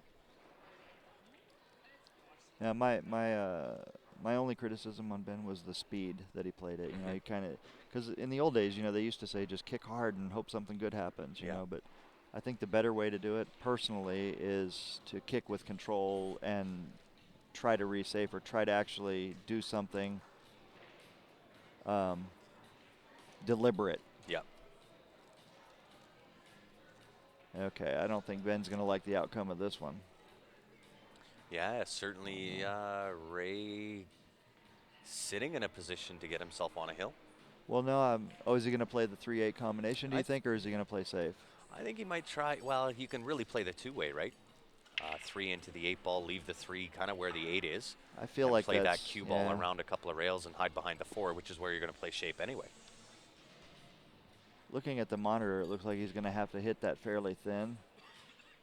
I don't like letting the cue ball go like that, but he looks like he likes it, so maybe it's not as thin as I think. Looking over the table, it looks pretty thin too. I tell you what, I wouldn't want to have this shot. Yeah. I know how I would handle it, and it would be badly. Yeah. Well, and I think, Deborah, it's not the fact that you change from a wood shaft to a carbon fiber. Anytime you change equipment, even if you were to change from one shaft to another, anytime you change equipment, you're going to notice a little bit of a drop in your game until you acclimate to what that change is. From there, it should naturally pick back up again. I find that with myself. I've changed my cue 4 times in the last 4 months, so my game has done this over 4 months.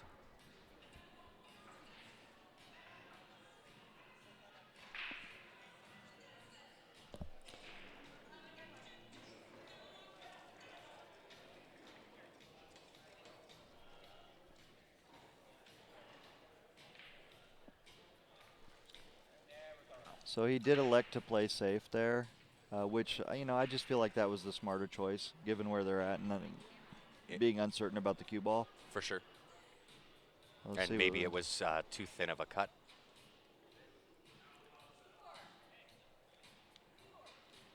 to hit with any kind of control anyway. Yeah.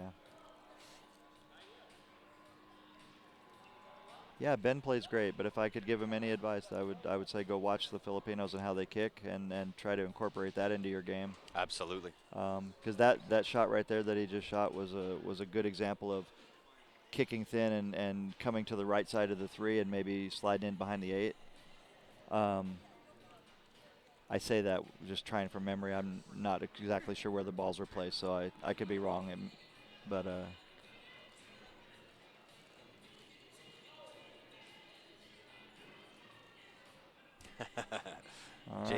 Jake can hear our background music, which is probably not a good thing for us. Anytime that we have background music that is... Oh, you're streaming this through Facebook? Yeah. Oh, yeah, of course, I can see it, yeah. Yeah, Facebook and YouTube, and both of them do not like music in the background.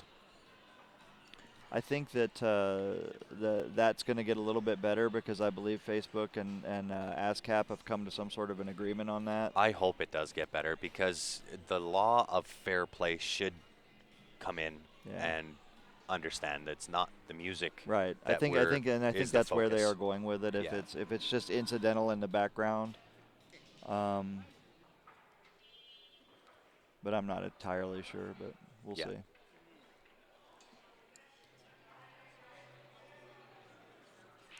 Yeah, I would have to agree with both Bob and David. That Ben does seem a little bit frustrated. Maybe you can just turn my mic down and I'll just speak louder. Maybe that's how they're hearing it. Nope. They're gonna that speaker is really loud, and we're in the perfect position to be in the receiving end of what that is. Gotcha. If you've been playing your whole life with a maple shaft, then don't even worry about getting an LD shaft. Josh, I'm going to disagree with you on that. I agree too. I believe that that as the world evolves and technology evolves, you owe it to yourself to try things out, and you never know what it may or may not do for your game. But Correct. Until you've tried it, yeah, and you don't can't have to really go buy talk. one. You can No, go find course, somebody who has course. one, and they'll usually let you try your stuff. So.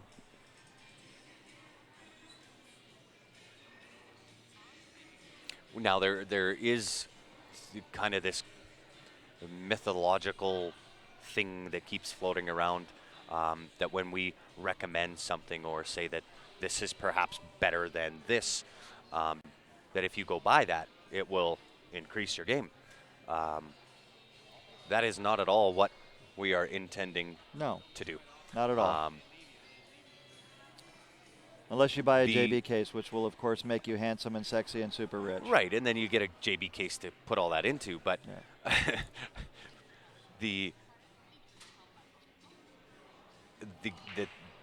all of the equipment out there, and I don't really care if it's a shaft, whether it's the tip, whether it's a glove, I don't care what it is meant to enhance your current skills and ability. That's all it's there for. I like a medium tip. You might like a soft tip because that complements your skill set, your ability, and what your desire is. I fully agree with that. Yep.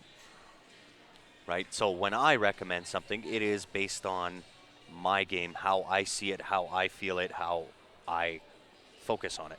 So my advice to anybody, and I don't really care who it is, to try as much as you can before purchasing.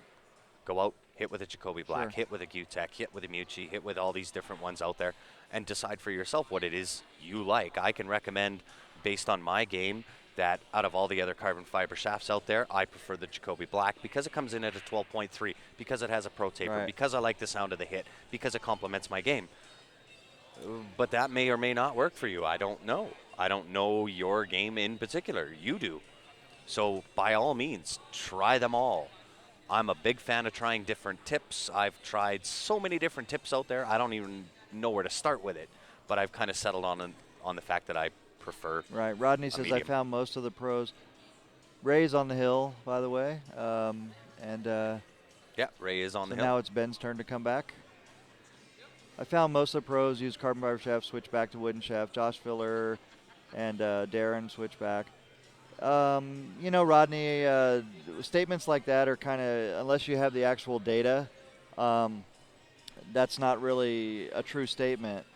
And pros do switch from shaft to shaft. But again, that's an example. Those are examples of pros trying something and then going back to something else that they like. That doesn't necessarily mean that whatever they tried is now bad.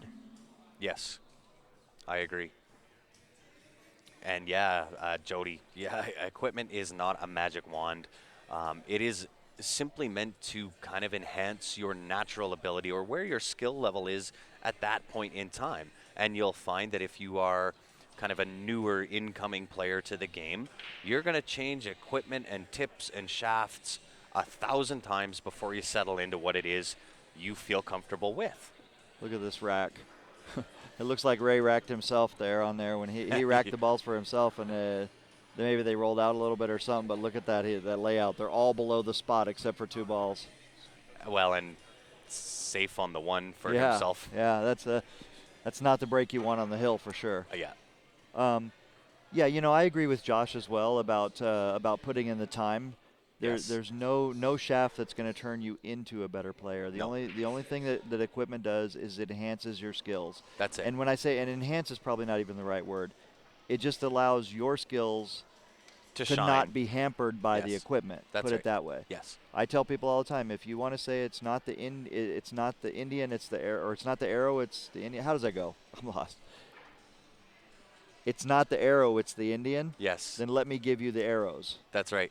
Nobody wants to play me pool if I get to pick their cue. That's right. And I definitely don't agree with that statement that it's simply the Indian, not the arrows. I don't agree with that at all. Right. It's combination. I agree. Right? And if I'm hunting one predator over another, I may use different arrows. That's right. I would bet, yeah. It's the same when it comes to your pool equipment. Yep. Yeah, I didn't want to talk over you, but I would bet that if we could go back in time, back into the 1400s or whatever, I bet you'd find some Indians sitting around paying a lot of attention to how they're making their arrows, and talking about what the best wood is or whatever, I mean, it wasn't haphazard then, and it's not haphazard now. Yeah. You could play with a broom handle or even a branch of your choice off the tree in your yard, still would make balls. Totally disagree. Me too. And I've played with a broom handle for money, won some and lost some. And believe me, I'd rather play with a pool cue. Yeah.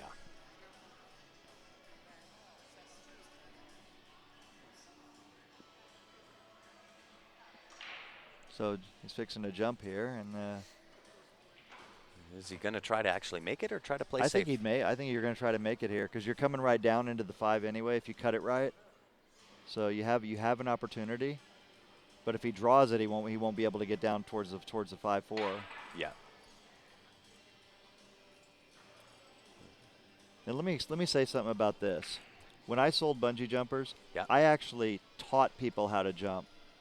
So I had to come up with a routine to show them the capability of the cue. Yeah. But I found that I actually had to teach people. Now that shot that he just shot right there, I could show him how to shoot that shot with a lot more control. Absolutely. Now I'm only a 600 speed player, right? But when it comes to Ben, no. Come on, Benny. No. And you can tell he is absolutely beyond frustrated right now. Oh no. I would rather play with a Q2, but your skill matters more than your equipment. I disagree with you there too. I think it's a harmonious balance that you're looking to find between your skill and your equipment. One doesn't outweigh the other. Well, let me clarify that just a little bit, okay? I think that your skill absolutely matters more than the equipment in the sense that once you reach certain levels, then you can do more with a broader range of equipment. Right. So for example, if you're a 500 speed player, it's very doubtful that the best shaft made will do anything extra for your game. Right. But if you're a 700 speed player, then you can pick up any cue and adjust to it far quicker, and you'll still be able to do far more than 600 speeds or 500 speeds or whatever. So you're not going to close the skill gap with a cue. No. But the more consistent your equipment is, the more you'll be able to do with it. I liken it to tips and chalk, right? Right. Chalk is everybody can use chalk, right? But here's the situation. A 600 speed player can beat Efren Reyes if Efren's not allowed to use chalk. Absolutely. You know, because that limits his range considerably on things that he can do. Massively. And you're talking to somebody who has tried a ton of different chalk, from Kamui to Diamond to every chalk I could get my hands on. And do you know what I went back to? Masters. Masters chalk. Yeah. Here's the double dip. Yep. Well, I have to say in this set right here, you know, that Ben really fell off. He did. Of his speed. Started strong. And it's unfortunate, but we do have to mention that, you know, in addition to being a player, you know, he's here doing the stream with you and everything too. So Absolutely. It is difficult. This is what makes our job really, really tough, is the fact that we have to sit, we do commentary. We don't get to leave the room for the mental break. We don't get to leave the room and go have a rest.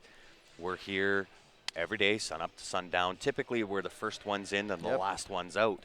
And it does take its toll. It does affect your stamina as far as your ability to play really good high pool. That being said, I won't take away from Ben. He's not going to want me to. He'll take his lumps, learn the lesson, and come back stronger next time. Absolutely. I'm sorry. Excuse me. Hey, sweetie. And you can't take it away from Ray either, right? No, Ray they're both played good. They're both great extremely players. well. They both played good. Ray, you know, at the end of the set there, he started to make some good choices. Instead of going for shots, he played safe. So yes. That adds a little bit more pressure to the other guy, you know, especially when you're tired and you're frustrated. Mentally it can just drain you right out. Yeah, absolutely. So with that being said, we do not have any more matches on our stream tables going on. Once again, John. Let's see it. I'll put you on table 8. John's going to this one right here. Yeah. John's going to give us Is there a wireless mic, or do I just talk to you and you relay it? There's no wireless mic, unfortunately. Okay. But I'll explain it to you and you explain it to the viewers. Absolutely. Okay. Or unless you have does a mic stretch out that far? It may. Like it absolutely might do that. We'll just undo it here. Okay.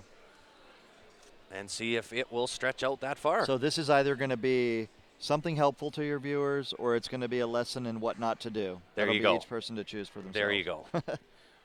That's the thing with free advice. You're welcome to do with it as you please. So that will definitely reach out there. We're going to see John Barton giving us a tad bit of information. This is going to be interesting. Let's see if it'll go out. Do you have a cue?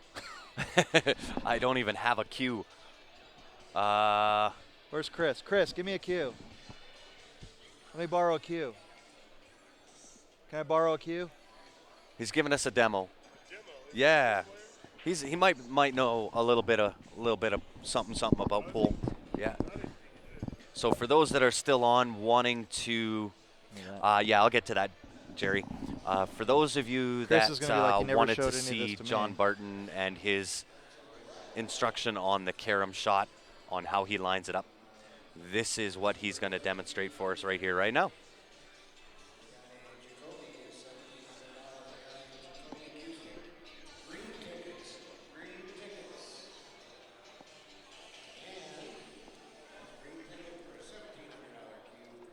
Okay, can you guys hear me?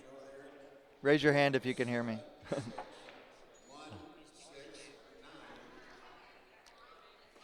He's talking to everybody online.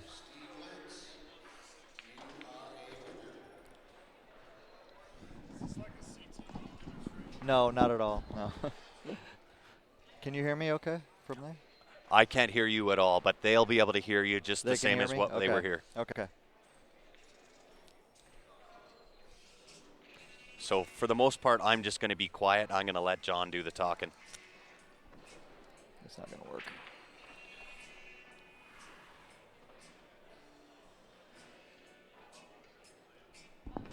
Okay, so I'm going to keep this real short and real simple, okay? The conditions are not optimal here for me to be able to do this with the microphone on. I'm going to do it around this way so we can see. Can you see everything? Okay. Okay, so the basic way to figure this is I look at about where the ghost ball is right there, and I bring it over to here so I can see on this ball where I need to get to. But here's the important part. So right here, I know I need to hit right here. When I walk over here, I line up the edge of the ball to that spot. I might double check it on this one. But sometimes these are trickier. So I want to say it's right about there. I'll line up the edge of the ball, the edge with my tip coming through to that spot. And then I just go over one, parallel over, and shoot it. And miss it. Commentator's thirst. It again. So there's the spot I need to hit right there on the ball. So I come back right there, parallel over, and there's my carom. So even when I don't make the ball, that gets me a lot closer to where I need to be. And if I do the same thing with combinations,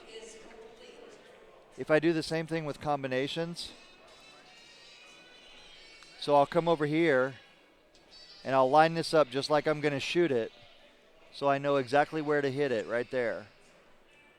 So right there where that 6 ball is, then I'll come over here and I'll line up right there where the 6, parallel over. Now I'm going to hit it right where the 6 is. So this has helped me a lot with being able to line up these combinations no matter where I'm shooting from. So if I'm come over here, I'll get up just like I'm going to shoot it. Come down, there's my spot. Come back over here. Now I'll take the side of my cue, going right to that spot, and then I just parallel over, and that's my shot, and miss it. So, Grant, I'm going to be done with that because I'm kind of messed up with this headset on, but I promise you that I'll do a video either by myself or with you. Sure. At some point if we get a time to do it. Yep. And I'll show it more in depth, but when you see it happen for real, it really works. Yeah, really absolutely. well. I can see the concept. I didn't quite. I couldn't hear actually. Right, you couldn't hear what I was saying. But the viewers could. Right. And I'll show it to you like this. We'll use cups, and then you'll explain it. So this is my combination going into the corner right here. That's going to go in the corner, right? So, cue ball. This is our spot on the ball. Yeah. You line this up like you're going to use this as the cue ball, right? And then wherever that spot is right there, you line the edge of your cue to the spot, and all you do is parallel over, and it's going to go right to that spot. Gotcha. You know, you can go from either side. And if you're caroming, same way. You line up wherever the cue ball's got to go to the spot here, back to the edge, parallel over, and there you go. You're going to hit it at that spot. Because the hardest thing is that visual shift. Right. Because you're dealing with the round objects to where exactly on this ball is it going to hit on that ball. Gotcha. So. All right. So I sorry I about kinda, the demonstration. No, folks. no. Don't. Yeah. I always say the same thing. So when I'm trying to demo a shot, especially even like with the T3 and making jump shots, it's not about whether you make the shot or not. It's about the information being passed along. So I kind of have a really good idea as to what John's doing there. So by all means, we'll do some of that on the Q&A. We'll try to get together maybe with myself and John and maybe do a quick little video. We can post that on the Q Sports Live page and give you the real show on it. I wanted to mention as well, you know, in the break between shows and stuff, you guys are more than welcome to come over to my house, and we can do a lot more in that setting. Yeah, of course. That'd be excellent. No, unfortunately, Ben did not win. Ray played extremely well, came back, did the double dip to Ben, and Ben's now in second place. So now with that being said, before this next match starts, guys, I'm going to do a quick shutdown restart. We're sitting 2 hours on the live stream. I will be right back. If you haven't done so already, guys, go onto the Facebook page, click the like button. That way, when I do come back, you'll be notified. You can jump on with us again. John, again, thanks a million for sitting in with me. Some really great knowledge, great tidbits of information on the stories. We certainly appreciate it. On behalf of myself, John Barton, Ben Francis, and the rest of the Q Sports Live team, we appreciate you tuning in. We will be right back. Thanks for tuning in, everybody.